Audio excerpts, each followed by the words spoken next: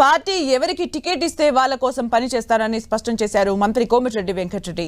ఒక్క తెలంగాణ కోసం తప్ప తాను ఎప్పుడూ పార్టీని వ్యతిరేకించలేదన్నారు. టికెట్ల విషయంలో తాను కలగజేసుకోబోనని, తాను పార్టీ కోసమే పనిచేస్తానన్నారు. కేసీఆర్ ఆయన చేసిన పాపాలే ఇప్పుడు ఆయన్ను చుట్టుకున్నాయన్నారు. యాదగిరిగుట్ట పేరును మార్చడమే కేసీఆర్ చేసిన మొదటి తప్పు అని, ఆయన చేసిన పాపాల వల్ల కరువు వచ్చిందని మండిపడ్డారు.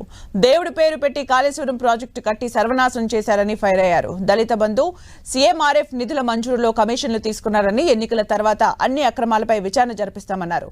గత ప్రభుత్వ హయాంలో అన్ని స్కామ్లేనని విమర్శలు గుప్పించారు మంత్రి కోమటిరెడ్డి వెంకటరెడ్డి.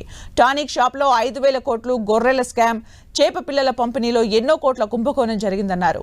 మాజీ మంత్రి కడియం శ్రీహరి ఇంకా తనతో మాట్లాడలేదని, కేకే మాత్రం మాట్లాడారని అన్నారు. తెలంగాణ ఉద్యమంలో కీలకంగా పనిచేసిన కేకేను ఎవరూ తక్కువగా అంచనా వేయొద్దన్నారు. తమ సర్కార్ను బీఆర్ఎస్ బద్నాం చేస్తోందన్నారు. అధికారం పోయేసరికి కేసీఆర్ కుటుంబ సభ్యులు తట్టుకోలేకపోతున్నారని వాళ్ళ ఎమ్మెల్యేలే అంటున్నారన్నారు మంత్రి కోమటిరెడ్డి వెంకటరెడ్డి. కాంగ్రెస్ తో 30 మంది బీఆర్ఎస్ ఎమ్మెల్యేలు రెగ్యులర్ గా మాట్లాడుతున్నారన్నారు. కేసీఆర్ అవినీతిని అంతా తీయాలంటే తమకు 20 ఏళ్లు పడేట్లు ఉందన్నారు. పార్లమెంట్ లో కాంగ్రెస్ వర్సెస్ బీజేపీకి మాత్రమే పోటీ అన్నారు. రాజగోపాల్ రెడ్డి కానీ తాను కానీ భువనగిరి టికెట్ అడగలేదన్నారు.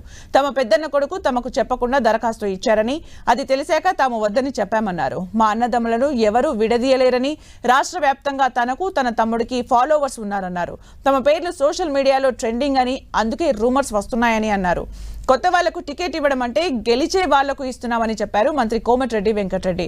అంతేగాని పాత వాళ్లకు అన్యాయం కాదని, వారికి తామంతా ఉన్నామన్నారు. బీఆర్ఎస్ ఖాళీ అవుతుంటే కేసీఆర్ మైండ్ బ్లాక్ అయ్యి ఏదేదో మాట్లాడుతున్నారని విమర్శించారు.